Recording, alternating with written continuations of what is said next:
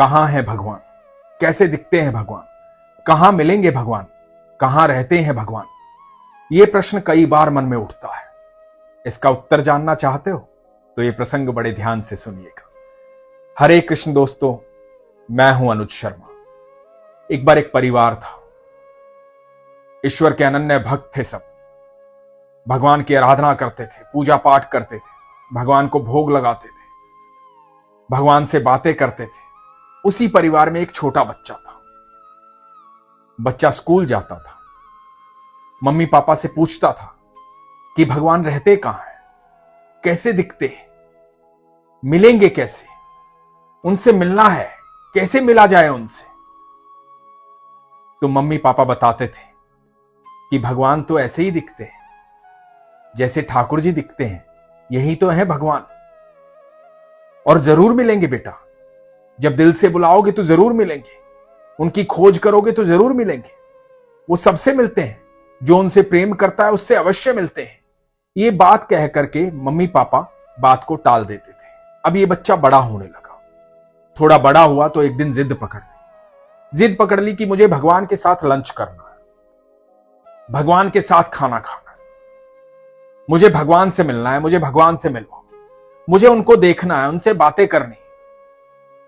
आप नहीं जानते भगवान कहां रहते हैं, और यदि आप जानते हैं तो मुझे बताओ भगवान कहां रहते हैं।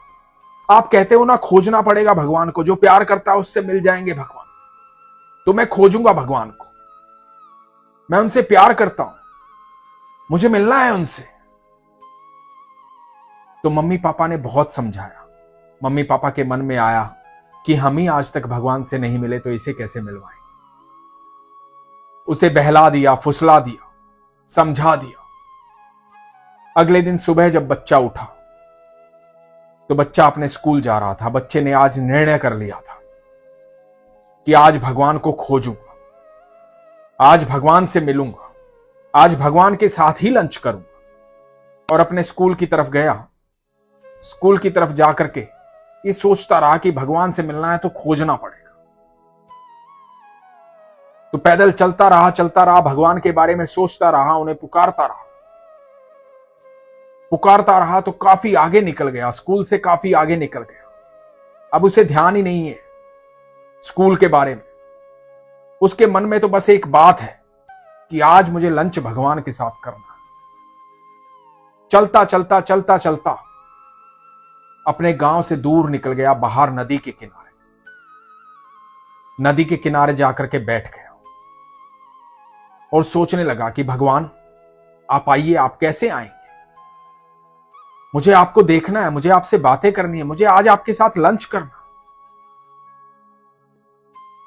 ये सोच रहा था और उसने नदी के किनारे देखा कि दूर एक वृद्ध व्यक्ति बैठा हुआ है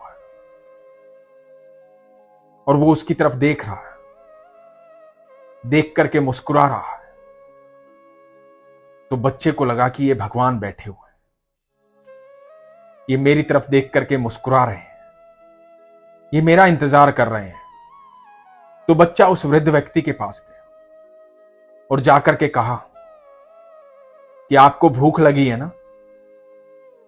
मुझे भी बहुत भूख लगी है, मैं आपका इंतजार कर रहा था, आओ साथ में लंच करते हैं।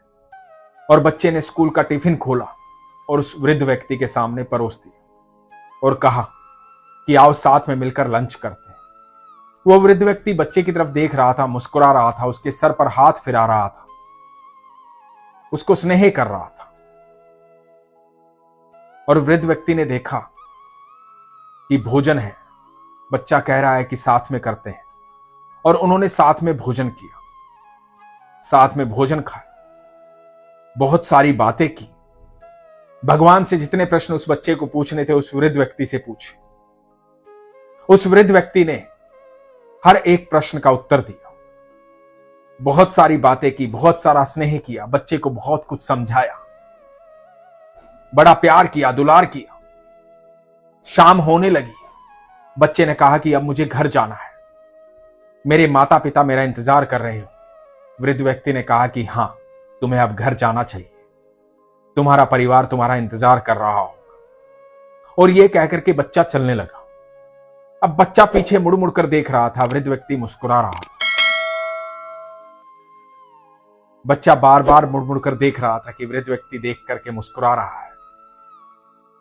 बच्चा हाथ हिला करके उससे विदा ले रहा था। इधर बच्चा अपने घर पहुंचा। घर में सबको हड़बड़ाहट थी। माता पिता बच्चे को ढूंढ रहे थे। काफी देर हो गई थी, बच्चा आया नहीं था। पता लगा कि विद्यालय भी नहीं गया है। चिंता का माहौल था। सब परिवार वाले चिंतित थे और बच्चा वहां पहुंचा और बच्चा मुस्कुरा रहा था। माता पिता ने बच्चे को देखा, बच्चे को गले लगाया। आंखों में अश्रु थे। पूछ रहे थे, कहां गया था बेटा, कहां चला गया था तू? और बच्चा मुस्कुरा रहा था। बच्चा कह रहा था कि मैं भगवान से मिलने गया था। आज मैंने भगवान के साथ लंच किया। भगवान बूढ़े हो गए। भगवान को भी बहुत जोर से भूख लगी थी। जब उन्होंने भोजन किया तो उनके चेहरे पर अद्भुत मुस्कुराहट थी। अद्भुत तेज था उनके चेहरे पर। बहुत सारी बातें की मेरे साथ। मुझे बहुत सारा प्यार किया। मेरे सर पर हाथ फिरा रहे थे। बहुत सारा दुलार कर रहे थे। बहुत सारा स्नेह दे रहे थे। जब मैं वापस आ रहा था तो मुस्कुरा रहे थे। अद्भुत मुस्कुराहट थी उनके चेहरे पर। आज मुझे संतुष्टि मिली है कि मैंने भगवान के साथ भोजन किया। इधर जो वृद्ध व्यक्ति है वो भी अपने गांव की तरफ गया। वो भी बहुत खुश था, मुस्कुरा रहा था। जब गांव पहुंचा तो गांव वालों ने देखा कि बूढ़े बाबा बड़े मुस्कुरा रहे हैं, बड़े खुश हैं। तो एक व्यक्ति ने पूछा कि बाबा आज बड़े मुस्कुरा रहे हो, बड़े प्रसन्न हो, बड़े खुश हो, कहां गए थे, सुबह से दिखाई भी नहीं दिए? तो वृद्ध व्यक्ति ने कहा कि आज मैं भगवान से मिलकर आ रहा। भगवान बाल रूप में मेरे पास आए थे। 2 दिन से मुझे भूख लगी थी। भोजन बनाने की व्यवस्था नहीं थी। गांव में किसी से कहा नहीं। नदी के किनारे जाकर के बैठ गया। इंतजार कर रहा था कि भगवान सुनेंगे, भगवान ही व्यवस्था करेंगे। और भगवान स्वयं आ गए, भोजन लेकर के, बाल रूप में। अपने हाथों से मुझे भोजन करवाया, मेरे साथ बैठे, बहुत सारी बातें की। उसके बाद यह कहकर के विदा ली कि मेरे माता पिता मेरा इंतजार कर रहे हैं। मैं विस्मित होकर के उनको देखता रहा। वो मुझे हाथ हिला करके विदा लेते रहे। वो आगे बढ़ते रहे और मैं चुपचाप उन्हें देखता रहा। मेरी आंखों से ओझल हो गए। मैं उन्हें देखता रहा। आज उन्होंने मुझे भोजन करवाया है। दोस्तों, भगवान तो हर जीव के भीतर है, कण कण में विद्यमान है। जब भी कोई समय पर हमारी मदद करता है, हमारी जरूरतों को पूरी करता है, वो साधारण व्यक्ति नहीं होता, वो साधारण इंसान नहीं होता। उसके दिल में भगवान बैठ करके हमारी मदद करते हैं। जब भी हम भगवान को मुसीबत में पुकारते हैं और कोई हमारी मदद करने अचानक से चला आता है, वो साधारण व्यक्ति नहीं होता। उसके मन में ईश्वर बैठे होते हैं, इसलिए वो हमारी मदद करने आता है। जब भी हम किसी की मदद कर रहे होते हैं तो हमारे मन के अंदर वो भाव होता है कि हम किसी की मदद करें। वो भाव प्रकट होता है भगवान के विद्यमान होने से, क्योंकि भगवान उस समय हमारे मन में विद्यमान होते हैं और हमसे वो कर्म करवा रहे होते हैं, किसी की मदद करवा रहे होते हैं। भगवान तो हर जीव के भीतर समाहित है, हर जीव के अंदर है। यदि आप भगवान के दर्शन करना चाहते हैं, भगवान के और करीब जाना चाहते हैं, भगवान से मिलना चाहते हैं, तो अपने भीतर खोजिए। हम सबके भीतर भगवान है। जब हमारी नीयत, हमारा कर्म इस प्रकार का हो जाएगा कि हम सबकी चिंता करने लगेंगे, सबका भला करने लगेंगे, जितनी व्यवस्था हमारे पास है उस व्यवस्था के अनुसार, उस नीयत के अनुसार हम दूसरों की मदद करने लगेंगे, तो हम भगवान के करीब हों।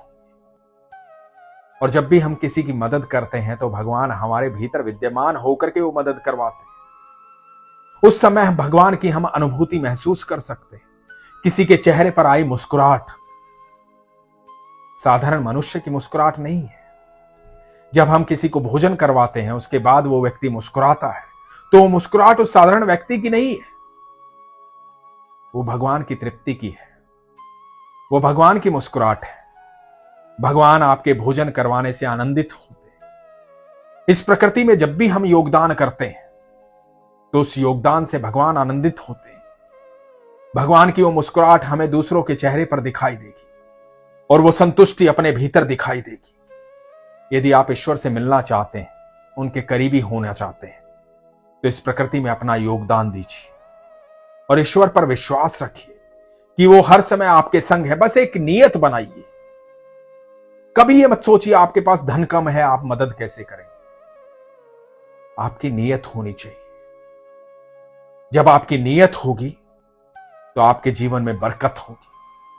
आप घर से ये सोच के निकलिए कि आज जो भी कर्म करूं उसमें किसी का अहित ना हो, दूसरों का भला हो। और विश्वास रखिए कि ईश्वर आपके साथ हैं, हर पल साथ हैं, आपके संग हैं। उस व्यवस्था में आपकी मदद करेंगे।